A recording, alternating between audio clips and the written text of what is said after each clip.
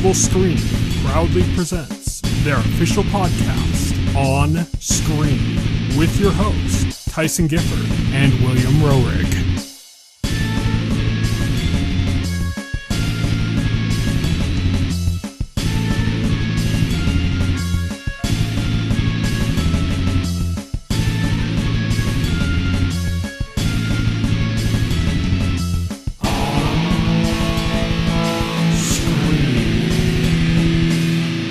Hello, everybody, and welcome to On Screen, the official podcast of TheTotalScreen.com. My name is Tyson. My name is Will. Today, we've got some news stories to go over, some stuff to look forward to on the horizon, and then we're going to be discussing, in full spoilers, Moon Knight Episode 3, The Friendly Type. Let's start out with our On Beat segment.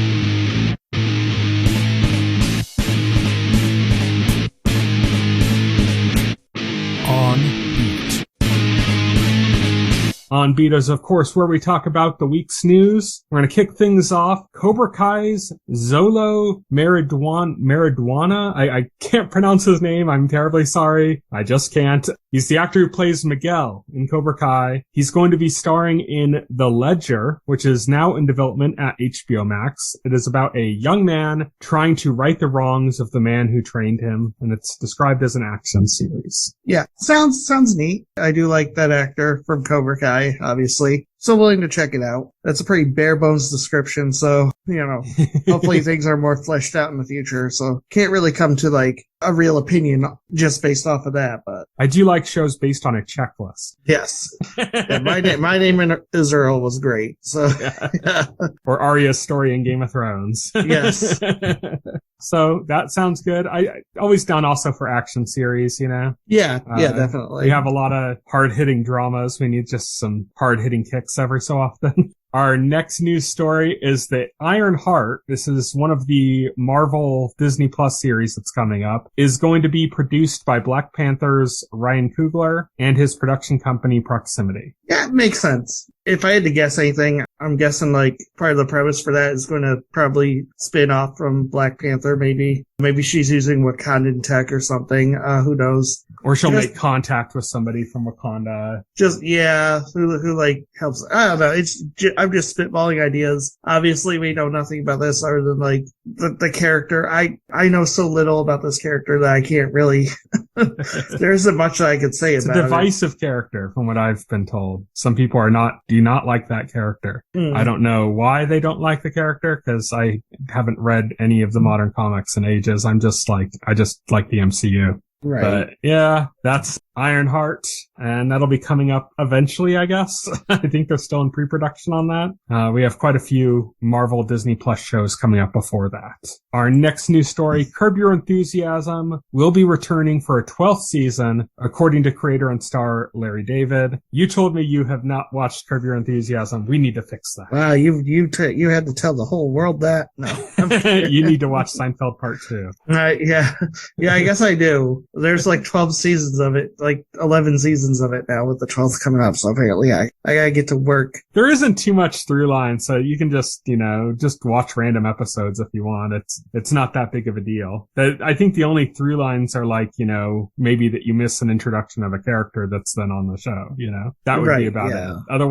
Otherwise, as long as you're watching seasons, there's seasonal stories, and that's about it. But it's mostly just kind of episodic content, like Seinfeld. You could just watch random episodes of Seinfeld and be fine. It's where's the lore? I'm missing the lore. Our next news story is that Bryan Cranston and Aaron Paul, that is Walt and Jesse, will be appearing in the final season of Better Call Saul. This was kind of vaguely revealed. Basically, they get asked this every time, the producers do an interview or saying every time it's brought up. Yeah. And he said, I think it was Dana Gold who said, I could beat around the bush, but I'll just say, yeah, they're coming back. And then I think, Bob Odenkirk started to say more, and Dana cut him off before he could say more about it. So that's kind of all we really know. is that they're going to be back in it. One of the things that I think is kind of cool about Better Call Saul, like based on kind of rumors when it first came out that seemed to be true based on like the structure of even the first episode of the series, is that it's not just a prequel. It's going to be like a prequel that runs, then goes concurrent with Breaking Bad and then goes after Breaking Bad. Because like the very first scene of the very first episode is after Breaking Bad. Yeah. And then it goes back to and kind of start showing the origin. It's mostly been kind of origin stuff now, and it's starting to kind of feel like it's catching up. They brought in like Gus Fring came in like a couple seasons ago, I think. And so they've been kind of like adding in all these elements, and now they're going to be bringing in Walt and Jesse, which is really cool as a Breaking Bad fan.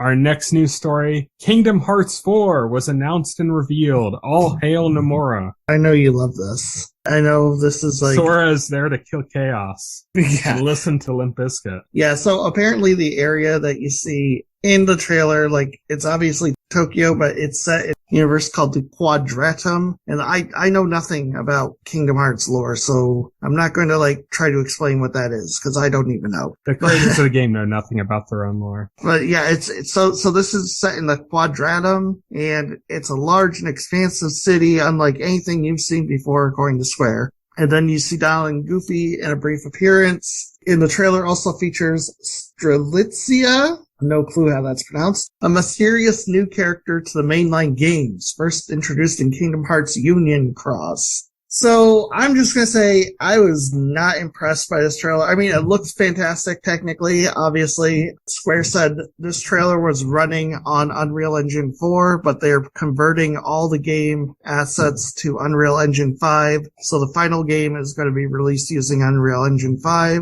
Mm-hmm. I think this is the second game that I've heard of that's going to be using Unreal Engine 5 after Witcher 4 is also going to be using but Unreal this Engine trailer 5. was done in Unreal Engine 4. I mean, technically it looks fantastic, but it looks boring to me. Everything is looks drab. There's not much vibrancy and colors going on here. Everything is a shade of gray. There's a lot of whites, blacks, and grays in this. The only color is on Sora's outfit. And also, I just don't like a realistic look for Kingdom. It looks goofy. Trying to make realistic looking Sora. Well, it's because they try to do it with a serious story that makes it not work as well. Because for instance, they did the New Donk City in Super Mario Odyssey, and that worked because it looked ridiculous and it was weird. But that's what Mario is. Mario is ridiculous and weird. So. Yeah, they contrasted Mario with these more realistic looking human characters and kind of brought into full relief how silly Mario looks. Mario isn't meant to look like a real human being. Mm-hmm. They didn't try to make Mario look realistic to fit that world. Yeah, and they didn't give Mario a dramatic storyline to take place during there, I just saw that and I was doing realistic graphics. Kingdom Hearts is dumb. Kingdom Hearts is the series that should definitely be cartoony and lean into having a cartoony, vibrant, colorful art style. What's with this drab fucking city that is just boring to look at? Well, I don't need know. That so that Sora can kill chaos while listening to Limp Bizkit. Fucking Nomura. That's what I'll say to end off our discussion. That was just my gripe. Obviously, it was a small teaser, so there's not much to gripe about, but that was my gripe when I saw that, because I was like, oh man, the first Kingdom Hearts games look so good visually, just because they are designed to be cartoony and they look like that, and then trying to make this look mainline Final Fantasy games, or that other game that they got Forspoken coming out. It struck me as okay, are Square just trying to make all their games look the same now? Pretty much. This is the same kind of shit we were seeing at the beginning of the PS3 generation, where they were Japan was falling behind the West, and so they just started trying to imitate everything the West was doing. Right. And I think this is part 2 of that. But we'll see what ends up happening. Our next news story, Nintendo has bought a bunch of land next to their headquarters in Kyoto, Japan, where they're going to build, and this is the catchy name of their new building, Corporate Headquarters Development Center Building Number 2. Yeah, I mean, that's good. A lot of people made some dumb jokes about Nintendo buying land, watch out, Activision, stupid jokes. But anyway, this is good because it's Nintendo reinforcing their development. This is going to be a second building for research and development. They plan plan to have it completed by 2027. And that's good. Nintendo's reinvesting their money into their development capabilities, which anybody should be happy about that. Nintendo's growing by expanding themselves rather than buying up third parties. Exactly. Which I think is a better route to go than just buying some random company. Yeah. I don't think buying up third-party companies or something is like the best strategy for companies to be taken, but that's what Sony and Microsoft seem intent on doing. I think reinvesting in yourself is the best thing you can do as a company. Yeah. So that's that. Speaking of Nintendo, job listings went up yesterday night. Bandai Namco actually put up several job listings for a new project that's apparently a 3D action game remaster or remake. The job listing specifically notes that this project is being contracted by Nintendo. Star Fox Assault. I think it might be Star Fox something. Not necessarily like Assault, but it might be like a remake. Might be a Star Fox remake. They said a remake, and Bandai Namco did Star Fox Assault. They did do Star Fox Assault, but that doesn't mean it has to be Star Fox Assault. Yeah, like Nintendo can contract them to do anything. And Nintendo could contract them to do an Ice Climbers remake for all we know. There's a lot of things in the air because, like I said, it doesn't even have to be a Nintendo IP. It could be a Bandai Namco IP. Nintendo's done that before, where Nintendo got together with Konami and contracted Silicon Knights to make a remake of Metal Gear Solid. Yeah. That's not a Nintendo IP. Nintendo went out of their way to make that happen. So it could be anything. Could be, yeah. I'm not too keen on any Namco properties that I can really think of, besides like the Tales series, which isn't an action series. So I love that. I said Pac-Man World, and you posted the face puke. Yeah, Pac-Man Versus, or Pac-Man Versus. I mean, that's a decent game. It just like but it's single-handedly ruined an E3. Maybe it should not have been the focus of an E3 press conference like people were expecting. But I think like Nintendo's game was like, this was a project that Miyamoto was directly involved in. Instead of being a producer, he was directly involved in the development of it. And Nintendo was really pushing that GameCube, the GBA connectivity at the time. And so I think their thinking was, this is the best showcase we have of like that. And it's like, E3 ruined. Yes. There's also the origin of the famous Reaction Guys meme with the guys from IGN. Yes. This is the first picture where they look horribly disappointed. That was after the Pac-Man reveal. And the other one where they're all excited was from I think it was Twilight Princess reveal. Yeah, the Twilight Princess reveal. They did the opposite because Twilight Princess was the thing like everybody wanted. Like the fucking fanboy babies were crying about the minute since Wind Waker was revealed. They're like, where's my realistic Zelda? And Nintendo was like, okay, fine, you fuckers. Here, we're gonna make Twilight Princess. You better shut up. Twilight Princess is one of my favorite Zeldas, but that's almost entirely because of Midna. It has nothing to do with it being the more mature one or something. It's just Midna. Right, you're right. Yeah. But that's it for the Nintendo news. Our last news story is Stranger Things. Season 4 trailer was just revealed. What are your thoughts? Oh my god, that looked amazing. I knew like I was going to enjoy it. Obviously, I liked the show going into it, but I didn't know what to expect. And then like what they showed me was a spectacle. I read some information a couple days ago from the Duffer Brothers where they said like it's going to deal with 3 separate storylines because they got characters kind of spread out now. So they're not all in Hawkins. It's going to have like 3 storylines. They also said like every episode of season is going to be over an hour long. They jokingly referred to this as like their Game of Thrones season. But it looked amazing. The new villain looks incredible. At least like I love the design. It looks like really scary. Looks like something out of like a Resident Evil game or something. Yeah, it looks great. Love it. I'm hyped. It's coming out next month. I'm definitely going to be there. You know, Robert Englund's in this season? Okay, that's even better. That's even better. Okay, you didn't have to sell it to me any harder, but you just did.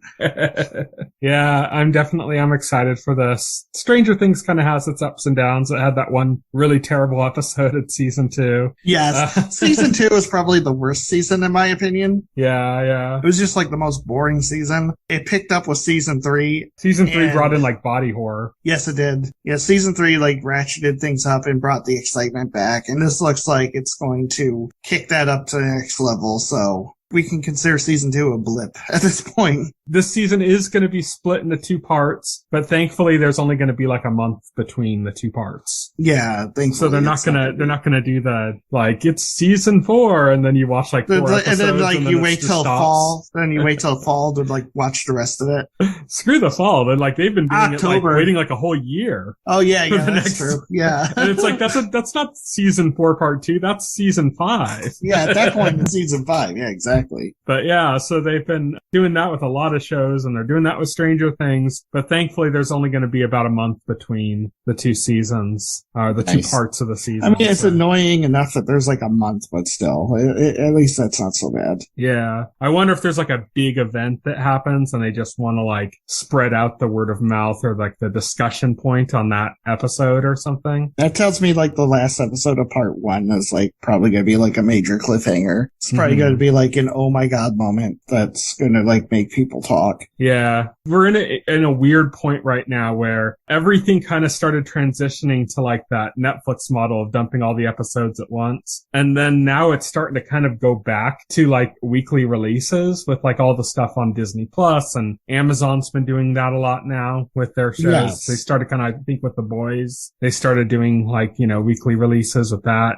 So it's like we're having this conflict that's causing all this debate between people about which is the superior way to release a show. Netflix, like, it just depends, I think. Netflix is like very inconsistent about it. Some things they do weekly, but most of the stuff they put out is still like an episode dump. Yeah, the vast majority is just a dump. Yeah. They just dump it all at once. And then there's occasional things that they do weekly, and there's occasional things that they split a season or something like that. They don't do it too much, but they're starting to do it more, I think. And the point on the whole discussion of like between the 2 different formats, it just kind of depends. Like, a show like Lost, for example, I don't think it would have hit the same way if it was released all at once each season. No, because they leaned into the mystery box aspect of that and fan discussion and fan discussion. And a lot of like the hype and popularity of Lost came around like people theorizing about what was going on. And if they're like, okay, here's every episode of Lost, like nobody has to theorize about anything. It kind of ruins it. Yeah, exactly. So like in cases like that, it makes more sense to release it week by week as they did with that show and the regular, network style. But like some shows, you just want to work your way through the stuff and treat it like it's a big movie. And that kind of works best. So. I think that actually works for most of the Marvel shows, even though they're not released that way. Like most of the Marvel shows they've had so far like structured as like extra long movies. Yeah, I kind of think like Moon Knight that we're watching right now would have probably been better as a dump. Yeah, but like WandaVision, I think was good week to week. Yeah, because that was more mysterious and right. Yeah, it had that mystery box aspect. Not for a long time. Like Falcon and Winter Soldier was solved by like the 4th or something episode. Yeah, Falcon and Winter Soldier though would have benefited from being released all at once. Yeah, because that was like a long movie. Yeah, and people started kind of growing tired of it as it went on. So I think if they released it all at once, people just would have sat down and binged it and would have enjoyed it more. I think. I mean, it just shows that there is no one answer. It's a case by case basis on what's the best way to release a show. But that's it for our news segment. Now we're going to move on to On the Horizon.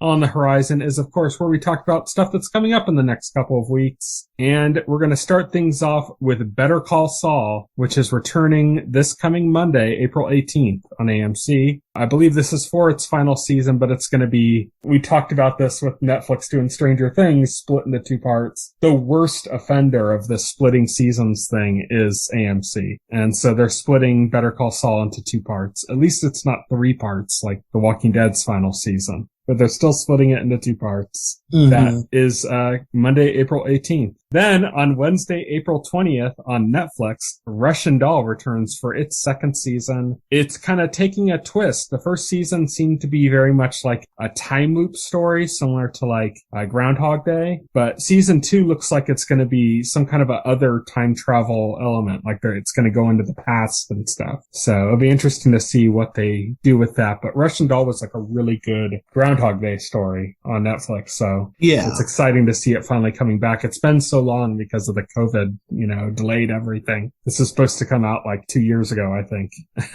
So we're finally getting it now. Then on Thursday, April 21st, The Flight Attendant returns for its second season on HBO Max. It's an okay show. I liked it a bit. I thought Rosie Perez was really good in it as like a kind of a side character. And it'll be interesting to see what they do with the second season. The first season was more like a very personal story. So I'm going to wonder what they're going to do with season 2. I kind of know what they're doing, but I'm going to wonder what they're going to do to tie it deeply into the character and make it like a personal story as well. Or if they're not going to bother with that. Then on Friday, April 22nd, we have 2 movies hitting movie theaters. The Northman, which looks fantastic. Have you seen trailers for The Northman? Oh my God, The Northman looks amazing. Yeah, that looks fantastic. I'm hyped to see that. Yeah. And then The Unbearable Weight of Massive Talent, which I also cannot wait to see. Oh, that looks good. That's the movie where Nicolas Cage is got playing some good himself. movies coming out. Yeah. We definitely do. Yeah, definitely. And there's some movies that came out recently that are just going to start opening wide in the next week too, like Everything Everywhere All at Once, which I'm really excited to see. Yeah. That's opening wide this week, I think. So that's really cool. Yeah, lots of good stuff coming out. That brings us to an end of our On the Horizon segment, and that leaves us only with full spoilers.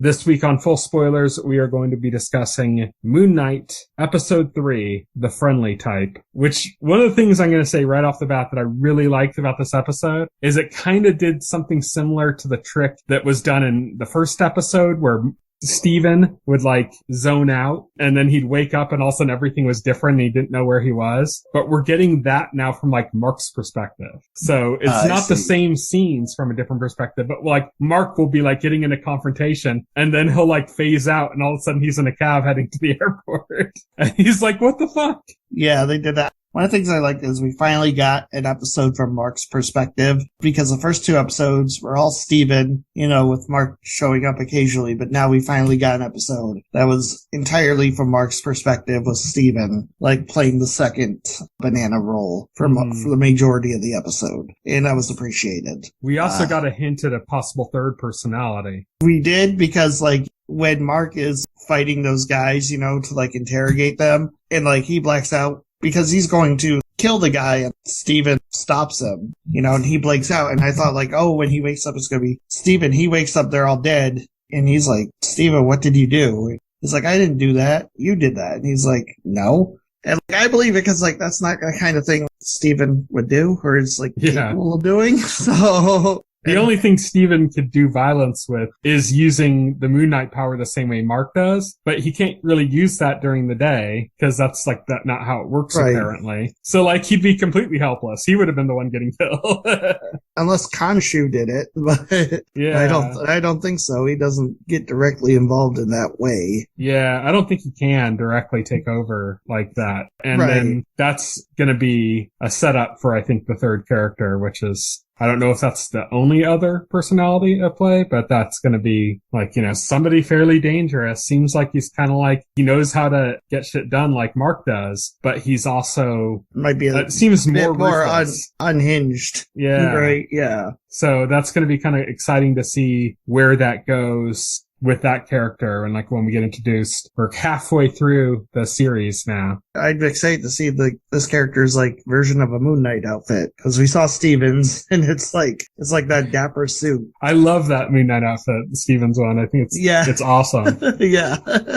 This episode started with Layla. She was getting a passport forged for her. Yes. And it kind of it shows kind of a bit of her journey too and her relationship with Mark. And we started getting hints that there's some secret that Mark's holding back from her that would possibly make her hate him. And then it was kind of directly linked to the idea of it might have to do with I think her father's death or something. So they're kind of hinting at maybe Mark was involved in her father's death. So we got that going on too. That was revealed by Arthur, who just completely mind fucked her and came in at the right moment and screwed up all of Mark's plans. Right, yeah. It seems Arthur seems to be like a step ahead of them, like this entire time. Mm-hmm. Because it seems like every avenue they do, everything they try to get accomplished, Arthur just shows up to be like, well, yeah, I know what you're doing, and I just fucked it up. So, yeah. There's like an air of desperation in this episode. Yes. I think that goes along with Mark's personality, too, since this is the episode that focuses on Mark. That he's kind of like, every time we've seen Mark, even in the R2 episodes, he always seemed like he was on the edge of desperation. You know? Yes. Yes, he does. We're kind of getting a perspective of that more like wholly now. We got introduced to a new character that Layla knew named Anton Mogart,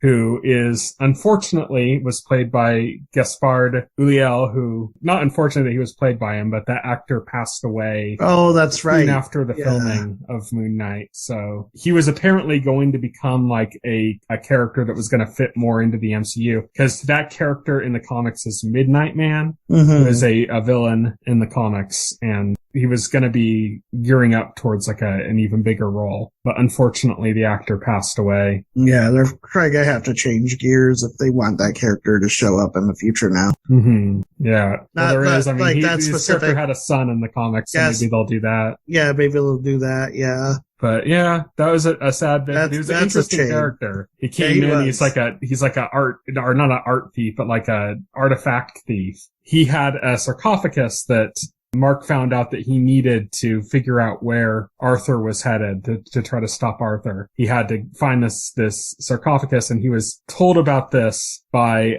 the avatar of Hathor, the goddess of love and music, because we had a scene where Khonshu changed the day sky to night. Yeah, to get the attention of the gods, and was summoned because to like it was a desperation move, because like Mark being desperate was like, okay, you just get the gods involved. And he's like, yeah, you don't want to do that. And he's like, well, yeah, kind of do, because we don't have any other options. And so that's why he did that. And again, it's one of those things where Arthur shows up and is a step ahead of them, because Arthur shows up and he has his story straight. He knows all the right things to say, apparently. He just charms the gods in the room and just manages to completely turn them against Khonshu and, what he's saying. Khonshu can barely keep his temper in check in front of the other gods. Yeah, exactly. Which doesn't help. Basically, Khonshu comes to claim that,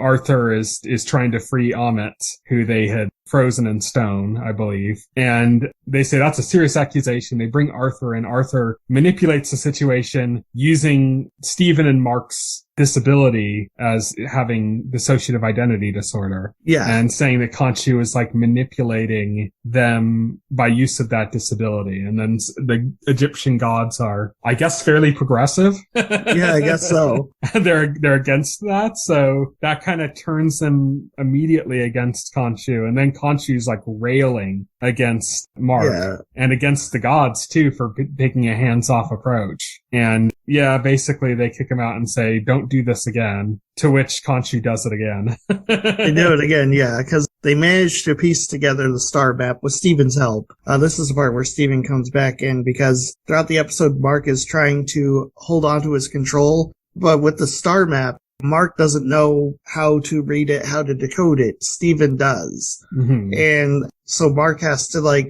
begrudgingly give Steven control so that Steven can solve that puzzle and put it together. And when they do, they get the star map. The problem is that star map is pretty old, and stars don't, like 2,000 years old or something like that. And stars are not static things that just stay in one spot. So the sky doesn't look the same as it did when that was made. Then when they're trying to figure out what to do with that, Khonshu pipes up and says, I remember that night. I remember every night. Yeah, and he says with Moon Knight's help, with Steven's help, he can reverse the sky back to what it was that night.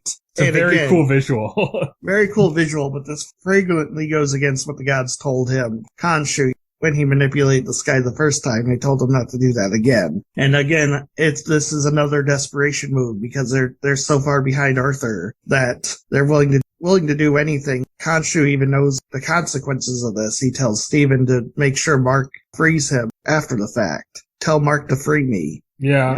So, like, as this is happening, you can see Khonshu kind of doubling over in pain as he's moving the night sky back. Yeah, and as Layla's trying to use because you see the gods sealing, you see the gods sealing him up as they're doing that. Yeah, and Layla's trying to, like, they're kind of in a race before Khonshu gets basically turned to stone. They're in a race for Layla to find out the coordinates based on the sky, and so they're doing it, and they just get it, and then Khonshu is turned into a little stone figure inside the Great Pyramid of Giza, where all of the avatars of the gods meet.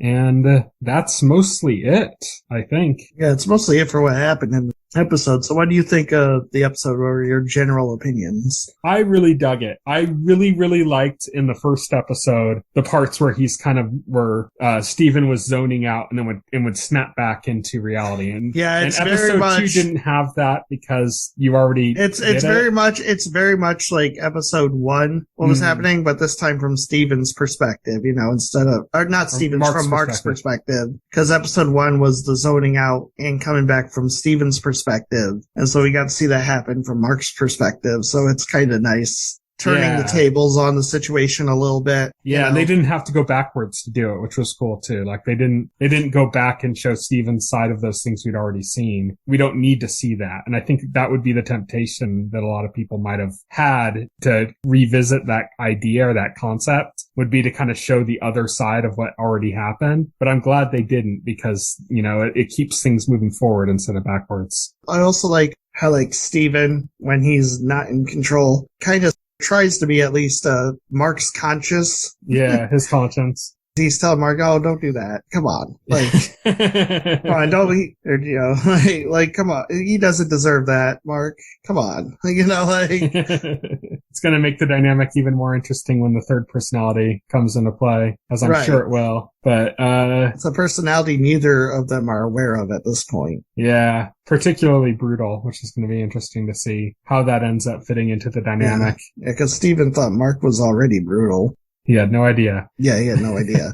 But that is it for Moon Knight episode 3. And of course, we're going to be talking about that next week. Now, unfortunately, we have to go into our least favorite segment of this podcast that we have to do every so often. And that's because we had another significant death in the industry. It's a shame, man. Gilbert Godfrey passed away at 67. So apparently it was some kind of a form of like muscular dystrophy that he'd been struggling with for a while, and he succumbed to it. Man, we've lost so many comedians, like from our childhoods particularly, and just recently, like I saw a picture somebody posted and it was Gilbert Godfrey, Bob Saget, and Louis Anderson. Yeah, and we lost all three of Gilbert Godfrey 3 months. Gilbert Godfrey like tweeted that picture right after Louis Anderson passed, and Gilbert Godfrey tweeted like, "Oh, this picture is really sad now. Rest in peace to my friend Louis Anderson." I'd be noticed like he would be the next one to go. It's crazy.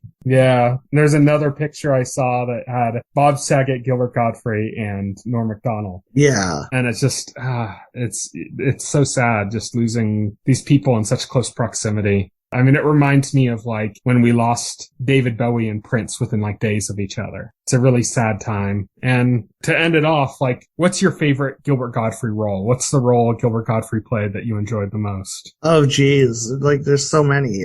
What was your favorite role, first off? Probably say Problem Child. That's the one that reminds me of. That was the first thing that popped into my head. Was Problem Child. Yeah, definitely. Like, I wasn't really into Aladdin, so that didn't really do that much for me. Yeah, I wasn't gonna say like Iago. I like Aladdin. I like it enough. Iago's a fun character, obviously, but it's also like a very small role. It's like the animal sidekick for like the villain. So it's not like the super best role like he had, I don't think. I'm just trying to think of stuff that he did, which it wasn't like a voice, which he did like a lot of voice acting. We hosted USA Up All Night, which was another big one for me. Oh, I remember that. Yeah, that's when right. I started becoming nocturnal in my like late teens. I started drifting towards being a nocturnal person, and I would watch Up All Night, both versions. One had Gilbert Godfrey, and one had God, who was the woman that hosted the other part? Oh, I can't remember. I don't remember her name, but anyways, like both of them, I'd watch USA Up All Night and loved that. That's how I started getting into like trauma and stuff like that, was because of USA Up All Night. And he wasn't in those movies, but he hosted that show. Mm-hmm. And I really liked that. But those are the two ones that probably had the biggest impact on me. Is Problem Child was probably my introduction to him. I was a kid and I saw Problem Child and I was like, who's this guy with this crazy voice? And my mom hated his voice. Every time he'd be on something, she'd be like, I can't listen. I can't listen to this. Yeah. Problem Child was probably the first thing I saw him into. That makes sense to me. Mm-hmm. We're close to the same age. So like that would make sense that we'd have that as a shared experience, and that it wouldn't as much be Aladdin for us because that was a bit later, when we were kind of older for that. The thing about Gilbert Gottfried is he was mainly a character actor. So like he didn't do many like starring roles. He was mostly like a character actor in this, and like also like a voice actor in a lot of things too. And, he was a successful voice actor because he had that distinctive voice. Apparently, I'm looking at his IMDb. Apparently, he was in 2 episodes of Silk Stockings. That tracks. He was connected with USA, and that was a USA show, wasn't it? Or that was a USA show that was on during the Up All Night era. So that kind of tracks. Oh, that's interesting. What one round is a clip of Gilbert Gottfried on Hollywood Squares. Have you seen this? I don't think so. And so it's a clip where like both of the contestants are tied and they both need Gilbert's square to win, and he just trolls both of them. It's like the first time, like the one contestant there picks his square and they give Gilbert the question, and Gilbert answers the question correctly, but the contestant disagreed with him and said no, and like he went, "You fool." Right? And then the second contestant picks his square. It's the same thing. He gives the correct answer, but the other contestant disagrees, and they lose the point. And then the next round comes around, it goes back around, and Gilbert gives the incorrect answer. And like the first contestant they gave last time was like, oh, he was right last time, I should say he's right. He's like, no, you fool. It's the same. He gives the incorrect answer. He does that. It goes for 3 rounds where he just trolls them until finally one of them gets it. It's so funny because like every time they get it wrong, he just goes, you fool. Yeah, Gilbert Gottfried was great. He was hilarious. And Gilbert Gottfried's best performance as Fred Fucks on the Life of Black Tiger episode of Angry Video Game Nerd. That really happened. Go to YouTube and watch it. After the 9/11 attacks, when everybody was kind of like, when are we ever going to laugh again? And that was kind of the mentality kind of around the country. He famously did like the most hilarious rendition of the comedian's joke, as it's called, The Aristocrats. Oh, and he did like a really funny version of it and had everybody just uproariously laughing and kind of, in a sense, taught everybody that they could laugh again. So that was like another kind of defining moment for him, I believe. So that's it. R.I.P. Gilbert Gottfried. Yeah. What a massive talent. Yeah. Such a shame. We're losing too many. All right. So next week we are going to be talking about Moon Knight again. We are also going to be talking about, finally, Spider-Man No Way Home. We're going to be talking about Italian Spider-Man, actually.